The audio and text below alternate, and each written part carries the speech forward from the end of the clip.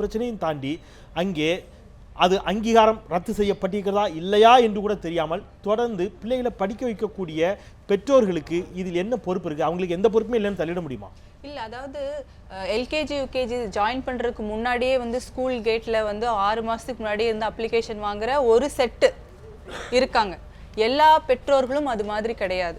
ஏன்னா இன்னும் நம்ம சமூகத்தில் இன்னும் நம்ம சொசைட்டியில் பார்த்தீங்கன்னா முதல் தலைமுறையினர் ஃபஸ்ட்டு நான் தான் காலேஜுக்கு போய் வரேன், ஃபஸ்ட்டு நான் தான் 12th முடிச்சிருக்கேன் அப்படிங்கிற மாதிரியான ஸ்டூடெண்ட்ஸ் நிறையா பேர் வராங்க. அவங்க நான் வந்து இப்போ என்னுடைய ஆராய்ச்சி இடங்களில் வந்து நான் கேட்கும்போது அவங்க உங்கள் பையன் என்ன படிச்சுட்டு இருக்காரு, ஏதோ காலேஜ் போகிறான், இதுதான் வந்து அவங்க அம்மா அப்பாவுக்கு தெரியுது. உங்கள் பொண்ணு என்ன பண்ணிட்டு இருக்காங்க, அவள் வந்து காலேஜ் சேர்ந்துருக்கா, என்ன படிக்கிறான்லாம் தெரியாது. ஸோ அப்படிங்கும்போது பெற்றோர்கள் வந்து விஷயம் தெரிந்திருந்தால் 6 மாதத்துக்கு முன்னாடி போய் கேட்ல நின்று அப்ளிகேஷன் வாங்குற ஆட்களாக இருக்காங்க. நான் இப்போ எப்படி எடுத்துக்கிறேன், பெற்றோர்களுக்கு தெரியல, மாணவிகள் ஒரு கல்லூரியை தேர்ந்தெடுக்கிறார்கள், போகிறாங்க, பெற்றோர்கள் பிள்ளைங்க படித்த பிள்ளை நமக்கு விவரம் தெரியாது, நீ கேட்குற ஃபீஸை நான் கட்டுறேன்னு சொல்லி கொடுக்குறாங்கன்னு வச்சுக்குவோம். இந்த மாணவ மாணவிகள் இந்த குறைந்தபட்ச புரிதல் கூட இல்லாமல் ஏற்கனவே போகிறாங்க, அங்க இருக்கக்கூடிய மற்ற சீனியர்ஸ் அங்க போராட்டம் பண்ணிட்டு இருக்காங்க. ஜெனரலா நீங்க ஸ்டூடண்ட்ஸ் பாத்தீங்கன்னு வெச்சுக்கோங்களேன், இப்போ வந்து நிறைய நீங்க 12th முடிச்சிட்டு காலேஜ்ல போய் சேர்ற ஸ்டூடண்ட்ஸ் நீங்க பாத்தீங்கன்னு வெச்சுக்கோங்களேன், கோர்ஸுக்கு போய் சேர்றதோட ஒண்ணு வந்து ஏதாச்சும் ஒரு நல்ல வேலை கிடைக்கணும் அப்படிங்கிற ஒரு முக்கியமான ஒரு விஷயமா மாறும். இங்க அதுக்கான ஆப்ஷனும் இல்ல. அதுக்கு தான் நான் திருப்பி கேக்குறேன். ஏன்னா இது ஒரு யோகா அண்ட் நேச்சுரோபதி காலேஜ். நல்ல வேலை வந்தவொடனே அவனுக்கு வருஷத்துக்கு வேலை நிக்க போறது. ஸ்டூடண்ட்ஸ் எப்படி யோசிக்கிறாங்கன்னா ஒண்ணு வந்து நல்ல வேலை கிடைக்கணும் அப்படிங்கிற மாதிரி விஷயத்துக்குள்ள போறாங்க. இன்னும் நிறைய இடத்துல வந்து ஸ்டூடண்ட்ஸ் நீங்க பாத்தீங்கன்னு வெச்சுக்கோங்க, அதாவது சமூக மீன்ஸ் ஒப்ரெஸ்ட் சமூக ஒடுக்குமுறையிலிருந்து வர சமூகத்து முதல் தலைமுறையில நிறைய பேர் யோசிக்கும் போது பார்த்தா ஒண்ணு வந்து அவங்க யாராச்சும் தெரிஞ்சவங்க கைட் பண்றவங்க மூலியமா போவாங்க. நிறைய பேர் என் ஃப்ரெண்டு சேர்ந்திருக்காங்க, நான் சேர்ந்து படிக்க போறேன் அப்படிங்கிற மாதிரியும் போறாங்க. அதாவது என்னன்னா யதார்த்தத்துல ஸ்டூடெண்ட்ஸ்க்கு என்ன மாதிரி நான் படிக்கணும், என்ன மாதிரி நான் ஆகணும் அப்படிங்கிற ஒரு கைடன்ஸே இல்லை. அதாவது அவங்க வந்து நிறைய மாணவர்கள் முதல் தலைமுறையில படிக்கிற மாணவர்கள் பாத்தீங்கன்னு வச்சுக்கோங்க, ஒரு கைடன்ஸ் இல்லாம தான் வராங்க. இப்போ உதாரணத்துக்கு நானே பாத்தீங்கன்னா, நான் வந்து யூஜி முடிக்கிறவருக்கு ஐஐடின்னு ஒன்று இருக்குன்னு எனக்கு தெரியாது. ஆனா 6வதுல இருந்து ஐஐடி என்ட்ரன்ஸ்க்கா படிச்ச ஸ்டூடண்ட்ஸ் இருக்காங்க. சோ அந்த மாதிரியான பல வகையான எக்ஸ்ட்ரீம் லெவல்ல தான் சமூகம் பயணித்து கொண்டிருக்கிற மாற்றம் இல்ல. நம்ம பெற்றோர்களை வந்து நம்ம முழுமையா பொறுப்பு இல்ல. நான் அதுதான் சொல்றேன். ஏன்னா குழந்தைகளை இன்னும் அதீதமாக சிந்தித்தும் ஆழமாக யோசித்தும் கொஞ்சம் குறைந்தபட்ச பொறுப்போடாது விசாரித்து சேர்க்க வேண்டிய கடமை பெற்றோர்களுக்கும் இருக்கிறது அப்படிங்கிற ஒரு கேள்வி இயல்பாக வருகிறது. குறைந்தபட்சம் இறந்து போன பிறகாவது மோனிஷாவினுடைய சடலத்தை உடற்கூறாய்வு செய்வதற்கு சென்னைக்கு கொண்டு வரணும்னு அவங்க அப்பா கேட்கிறாரு. சென்னை மருத்துவக் கல்லூரியில் உடற்கூறாய்வு செய்யணும். ஏன்னா அங்கே இருக்கக்கூடிய மாவட்ட நிர்வாகத்தின் மீது அவருக்கு நம்பிக்கை இல்லை. தொடர்ச்சியாக மாவட்ட ஆட்சித்தலைவரிடம் மாவட்ட நிர்வாகத்திடம் பல புகார்கள் கொடுத்தும் நம்பிக்கை இல்லை. அதனால் நீங்கள் அங்கே செய்யாதீங்க, ஏதோ ஒரு இடத்துல கல்லூரி நிர்வாகம் இன்ஃப்ளூயன்ஸ் பண்ண முடியும், ஆதிக்கம் செலுத்த முடியும் அப்படின்னு அவர் அச்சப்படுறார். இந்த குறைந்தபட்ச அவருடைய கோரிக்கையை கூட ஏன் தமிழக அரசால் ஏற்றுக்கொண்டு அந்த உடற்கூறாய்வை சென்னையில் செய்வதற்கு ஏற்பாடு செய்து கொடுக்க முடியவில்லை? அதற்கு இன்றைக்கு அவர் நீதிமன்றத்தை நாடி இருக்கிறாரு. நீதிமன்றம் சொல்லி இருக்கிறது 27ஆம் தேதி நீங்கள் அங்கே இருக்கக்கூடிய உடற்கூறாய்வு ரிப்போர்ட்டை நீங்கள் தாக்கல் பண்ணுங்கள், அதன் பிறகு யோசிக்கலான்னு இருக்கிறாங்க. இந்த குறைந்தபட்ச கோரிக்கையை கூட ஏற்றுக்கொள்வதில் தமிழக அரசுக்கு என்ன சிக்கல் இருக்கிறது அப்படிங்கிறது நம்ம ஒரு இடைவேளைக்கு பிறகு நாம் மீண்டும் தொடரலாம். இது கேள்வி நேரம். மாணவிகளுடைய மரணம், அதில் நீடிக்கக்கூடிய மர்மம், இனி ஒரு மாணவி இதுபோல் இறக்காமல் இருப்பதற்கு என்ன செய்ய வேண்டும் பேசுகிறோம், தொடர்ந்து பேசிக்கொண்டுதான் இருக்கிறோம். ஆனால் மாணவிகளுடைய உயிர் பறிபோய் கொண்டே தான் இருக்கிறது. மோனிஷா, குறைந்தபட்சம் அந்த மாணவியினுடைய உடற்கூறாய்வையாவது சென்னை மருத்துவக் கல்லூரியில் செய்யுங்க அப்படின்னு அவங்க அப்பா கோரிக்கை வைக்கிறார். அவர் சொல்கிறாரு, எனக்கு தெரியாமல் அவ்வளோ அவசரமாக வந்து விழுப்புரத்துலேயே முடிச்சிட்டாங்க உடற்கூறாய்வை, ஏன் என்னுடைய கோரிக்கை ஏற்கப்படலை அப்படிங்கிற ஒரு கேள்வியை வைக்கிறார். என்ன இந்த அடிப்படையிலான கோரிக்கையை கூட ஏற்றுக்கொள்ளில் என்ன சிக்கல் இருக்கிறது? இல்லை, திருச்சி தலைமை மருத்துவமனையினுடைய தலைமை மருத்துவர் தான் இன்றைக்கி உடற்கூறு ஆராய்வு பண்ணியிருக்கிறதா சொன்னாங்க. இந்த பாடி பர்த்டே அவர் வந்து சென்னையில் இருக்க ராஜீவ்காந்தி அரசு மருத்துவமனை இருக்க மருத்துவர் பண்ணணும்னு கேட்குறாரு. நான் என்ன சொல்கிறேன்னா, அப்போது அரசு மருத்துவமனையில் இருக்கிற திருச்சியில் இருக்கிற மருத்துவமனை அந்த மருத்துவர் மேலே அவருக்கு நம்பிக்கை இல்லையா? மருத்துவர் மேலே இல்லை. அவர் அதான் திருப்பி தெளிவாக சொல்கிறாரு. இதே ராஜீவ்காந்தி மருத்துவமனையில் இருக்கக்கூடிய மருத்துவர் விழுப்புரம் போய் பண்ணுறதை கூட அவர் ஏற்றுக்கல. நீங்கள் பாடியை எங்கே கொண்டு வந்துருங்க, சென்னை அரசு மருத்துவக் கல்லூரி மருத்துவமனையில் வைத்து உடற்கூறு ஆய்வு செய்யுங்க. வீடியோ எடுக்கணுங்கிறார். இந்த விஷயத்தை வந்து உடற்கூறு ஆய்வு அந்த பிரேத பரியோசனுடைய ஒரு சர்டிஃபிகேட் போஸ்ட்மார்ட்டம் ரிப்போர்ட் வந்ததுக்கு அப்புறமா அதில் இருக்கிற விஷயங்களை பார்த்துட்டு கேட்கலாம். எடுத்த உடனே இதற்கான இன்னைக்கு வந்து ஒரு ஃபுல் இன்வெஸ்டிகேஷன் ஆர்டர் ஆயிருக்கு. இன்னைக்கு ஈவினிங் சொல்லியிருக்காங்க, எல்லா கம்ப்ளைண்ட் டிஎஸ்பி நரேந்திரன் இருந்து எல்லாரும் போயிருக்காங்க, செய்கிறாங்க. அடுத்த கேள்விக்கு வந்துடுறேன். நான் இப்போ இதில் என்னுடைய கேள்வி, நீங்கள் மௌலிவாக்கம் கட்டட பற்றி இந்த பிரச்சனை தான் வந்துச்சு. கட்டிடத்திற்கு அனுமதி கொடுத்தவர்கள் யார்? சிஎம்டி அதிகாரிகள் அதில் எந்த இடத்தில் தண்டிக்கப்பட்டார்கள்? இந்த கேள்விலாம் முன்வைக்கப்பட்டது. இப்போ கல்லூரி நிர்வாகத்தினர் கைது செய்யப்பட்டிருக்கிறார்கள், அவங்க தாளாளர் சரணடைஞ்சிருக்கிறாரு. இதுக்கு அனுமதி கொடுத்தவர்களுடைய கைகளில் இரத்தக்கரை படியவில்லையா? இது எல்லாமே இனிமேல் விசாரணையில் தான் வரணும். இது எதுக்குங்கிறேன். இப்போ அந்த தாளாளரையும் கல்லூரி நிர்வாகத்தினும் உடனே எப்படி கைது செஞ்சீங்க? இல்ல, அவர்கள் இந்த தவறை செய்திருக்கிறார்கள், இதை பண்ணியிருக்காங்க. அப்ப அனுமதி கொடுத்தது யாருடைய தவறு? அங்கீகாரத்துக்கு பெறாத கல்லூரி நடத்தினாங்கிறத விட இந்த மாணவருடைய சாவுக்கு அவங்க காரணமா இருந்திருக்காங்க சார். அதுதான் மாணவருடைய சாவுக்கு கல்லூரி காரணம். கல்லூரி அங்கீகரிக்கப்படாத கல்லூரி. அங்கீகரிக்கப்படாத கல்லூரிங்கிறதுனால தான் இவ்வளோ பிரச்சனையும். அப்போ அங்கீகரிக்கப்படாத கல்லூரிக்கு அனுமதி கொடுத்தவர்கள் யார்? அனுமதி கொடுத்தவர்களுக்கு நம்ம என்ன தண்டனை கொடுக்க போகிறோம்? இந்த கேள்வி வருது இல்லை? கண்டிப்பா வரும். எந்த இடத்துலையுமே அவங்க பேர்ல ஏன் நடவடிக்கை எடுக்க வந்து அதுக்கான வாய்ப்புகளே இல்லையா? இல்லை நடவடிக்கை எடுக்க மாட்டோமா? இன்றைக்கு தான் அதனுடைய எல்லா விதமான இன்வெஸ்டிகேஷன், அதனுடைய விசாரணைகள் எல்லாமே ஆரம்பிச்சிருக்கு. நாளைக்கு அந்த எப்படி அது கொடுத்தாங்க, என்ன கொடுத்தாங்க, ரிப்போர்ட் வருமா? கண்டிப்பாக அதனுடைய நடவடிக்கை இருக்குத்தானே செய்ய போகுது.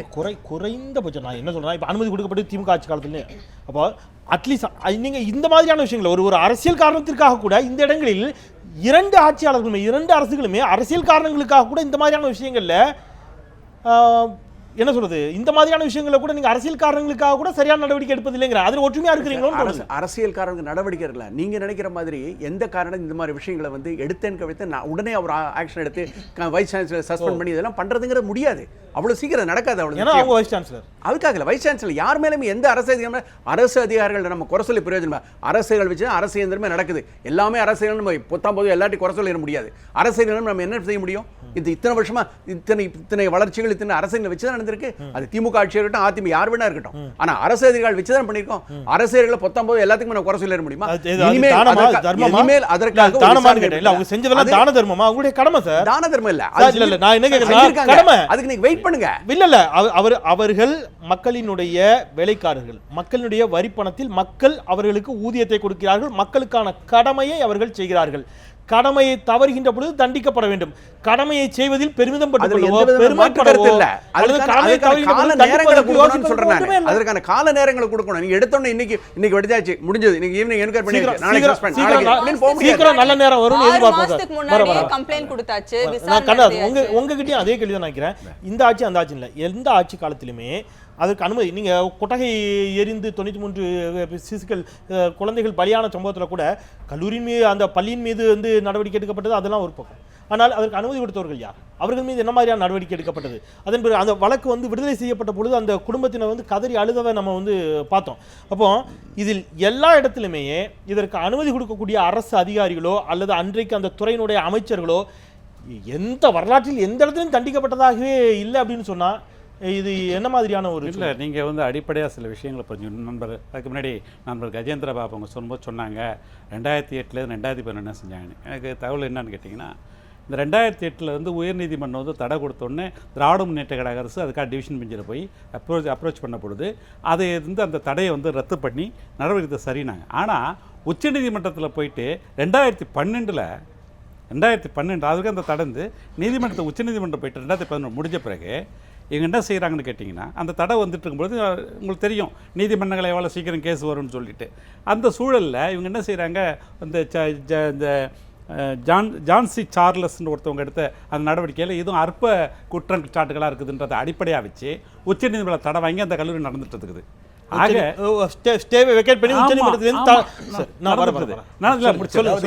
உச்சநீதிமன்றத்தில் ஸ்டே வெக்கேட் பண்ற வரைக்கும் அங்க இருந்த அன்றைய அரசனுடைய தமிழ்நாடு கவர்மெண்ட் அட்வொகேட் என்ன செஞ்சிட்டு இருந்தார்?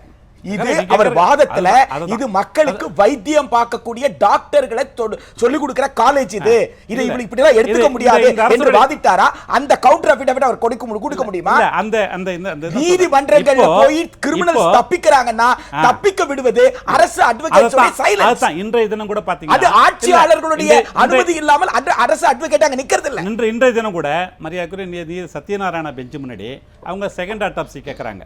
ஒரு நேர்மையான அரசாங்கம் சேர்ந்து பண்ணலாம். ஆனால் இவங்க என்ன சொல்கிறாங்க, இல்லை தேவை கிடையாது, அது முடிஞ்சிருச்சுன்றாங்க. ஆக இந்த நிலைமை என்னன்னு கேட்டீங்க, நீங்கள் கேட்டீங்க அவர் இன்ஃப்ளூயன்ஸ் ஆனால் அந்த அக்யூஸ்டு அவங்க இன்ஃப்ளூயன்ஸ் பண்ணுவாங்கன்ற ஒரு அவநம்பிக்கையில் அந்த பெற்றோர் நீதிமன்றத்தை அன்றைக்கி கேட்குறாங்க. ஒரு அரசு என்ன செஞ்சுருக்கணும், செகண்ட் ஆட்டம்ஸ் எங்களுக்கு எந்த கவலையும் இல்லை, நாங்களே செஞ்சிடணும்னு சொல்லியிருக்கலாம்.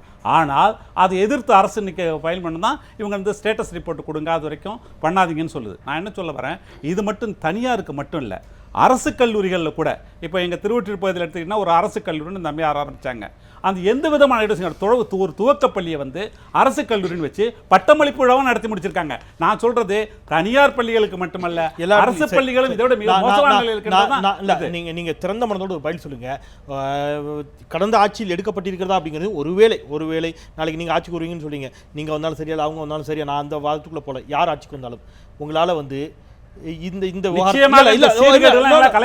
விவகாரத்தில் இந்த கல்லூரியை தாண்டி, நிர்வாகத்தை தாண்டி, அன்றைக்கு இருந்த மருத்துவக் கல்லூரியில் அதற்கு அனுமதி கொடுத்தவர்களில் தொடங்கி அதற்கான அரசு அதிகாரிகள், அதற்கான அமைச்சரவையினுடைய பொறுப்பாளர்கள், இவர்கள் அத்தனை பேர் மீதும் மிக உறுதியாக ஆதாரத்தோடு உங்களால் நடவடிக்கை எடுத்துட முடியும், அல்லது நாங்கள் கடந்த காலத்தில் நடவடிக்கை எடுத்துக்கணும் உங்களால் உறுதியாக சொல்லிட முடியும். அதாவது எந்தெந்த பிரச்சனைகள் வந்த போதெல்லாம் இங்கே அடிப்படையாக புரிஞ்சுக்கினீங்க, இனிமேல் வந்து எந்த ஒரு காலகட்டத்திலும் இப்படிப்பட்ட இழப்புகள் தடுப்பதற்கு எங்களால் திட்டம் போட முடியும், அதுக்கு காரணமான நடவடிக்கை எடுக்க முடியும்.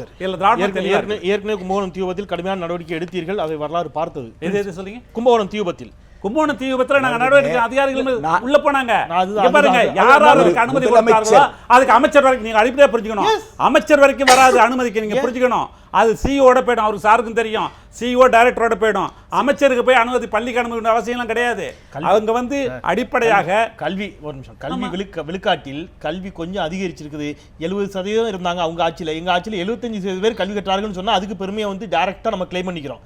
அதுக்கு சிஓ டிஓன்லாம் பிரிச்சு கொடுக்கறதுல. ஆனால் தவறுகள் நடக்கின்ற பொழுது சிஓ டிஓ, மாவட்ட ஆட்சியர், தாசில்தார், பியூனு, நீங்க யாருடைய பேர்ல நடக்குது?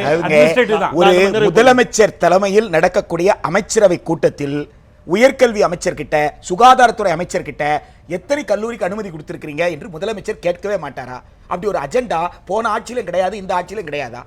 அப்படி உயர்கல்வி அமைச்சர் எங்க நம்ம இதுல எல்லா கல்லூரியிலையும் எந்த பிரச்சனைகளும் நடந்துகிட்டு இருக்கு அப்படின்னு அமைச்சரவை தான் பதிவு பண்ணியிருக்கிறாங்களா? அப்ப அமைச்சரவை மக்களுடைய நலன் சார்ந்து எதையுமே விவாதிக்காமல் தான் நடந்து கொண்டிருக்கிறதா? எல்லாத்தையும் அரசு அதிகாரிகள் கொடுத்துட்டாங்களா? அப்ப எதுக்கு உயர்கல்வி அமைச்சர் தனியாக, பள்ளிக்கல்வி அமைச்சர் தனியாக, சுகாதாரத்துறை அமைச்சர் தனியாக என்று 3 அமைச்சர்கள் எதுக்கு தனித்தனியாக இருக்கிறாங்க? இவங்களுக்கு அத்தனை பேருக்கு தலைவராக ஒரு முதலமைச்சர் எதுக்கு உட்கார்ந்துட்டு இருக்காங்க? அனுமதி யார் தேவை அதை மட்டும் சொல்லுங்க. பள்ளிக்கு அனுமதி கொடுக்க வேண்டியது உங்களுக்கு சிஓ என்று ஆர்டர் போடக்கூடியது யாரு? டைரக்டர். எந்த லெவல்ல? பிரைமரி ஸ்கூலுக்கு. ஹையர் செகண்டரி ஸ்கூலுக்கா இருந்தா அது டைரக்டர். இவங்க எல்லாம் கண்ட்ரோல் பண்றது யாரு? Principal secretary. பிரின்சிபல் செக்ரட்டரியோட அப்பாயின்மெண்ட் யார் கிட்ட இருக்குது? சீஃப் செக்ரட்டரி கிட்ட. சீஃப் செக்ரட்டரி யார் கண்ட்ரோல் பண்றது? Chief minister. மினிஸ்டர்ஸ்க்கு தெரியாம எதுவுமே நடக்குதா? மினிஸ்டர்ஸோட ரெக்கமெண்டேஷனே கிடையாதா? ஸ்கூல் அட்மிஷன்ல இருந்து மினிஸ்டரோட ரெக்கமெண்டேஷன் இருக்கு. நம்ம இந்த அளவிலேயே நம்ம நிறைவு செய்யலாம் இந்த வார்த்தை. ஆட்சியாளர்கள்லாம் எப்பவுமே இப்ப என்ன சொல்றாங்கன்னா அப்பழுக்கற்றவர்கள், எங்களுக்கும் அதுக்கும் சம்பந்தமே கிடையாது அப்படிங்கிற விஷயத்த மறுபடியும் சொல்லிட்டே இருக்காங்க. அப்படிங்கிறது வந்து ஒரு விஷயம். இந்த 3 மாணவிகளோட மரணத்துக்கு தமிழக அரசு கட்டாயம் பொறுப்பேற்கணும். ஏன்னா அவங்க முக்கியமான பொறுப்பு. நம்ம இந்த அளவிலே நம்ம நிறைவு செய்யலாம். இதற்கு இவர்கள் அவர்கள் என்பதை தாண்டி 4 பேர் தொடர்ச்சியான பணிகள் மத்தியில் எங்களோட இருந்தீர்கள். மிக நன்றி. நம்ம நிறைவு செய்யலாம். இவர்கள் அவர்கள் என்பதை தாண்டி நான் மீண்டும் வைக்கக்கூடிய கேள்வி, இந்த தேசத்தில் ஒரு மாணவனோ ஒரு மாணவியோ பயில வேண்டும் என்று சொன்னால், அதுவும் விளிம்பு நிலையில் இருந்து ஒரு மாணவனோ ஒரு மாணவியோ கல்லூரியை தாண்டணும்னு சொன்னா கூட அவன் வந்து தன்னுடைய உயிரை பறிகொடுத்தால் மட்டுமே தானோ அல்லது தன்னுடைய சக மாணவனோ அதன் மூலம் கல்லூரியை வந்து நிறைவு செய்ய முடியும் அப்படின்னுங்கிற நிலைமையில தான் இந்த தேசம் இருக்கிறது என்று சொன்னால், இது நாம் ஒவ்வொருவரும் வெட்கி தலைகுனிய வேண்டிய விஷயம். இனி ஒரு விதி செய்வோம், அதை எந்த நாளும் காப்போம். இனி ஒரு உயிர் இதுபோல் பலியாக கூடாது என்பதை கூறி நிறைவு செய்கின்றேன். மறந்து கொண்டே இருப்பது மக்களின் இயல்பு. அதை மீண்டும் மீண்டும் நினைவுபடுத்திக் கொண்டே இருப்பது எனது கடமை. மீண்டும் நாளை மற்றும் சில சமூகம் சார்ந்த பிரச்சனைகளோடு உங்களை சந்திக்கின்றேன். நான் செந்தில். இது கேள்வி நேரம். நன்றி.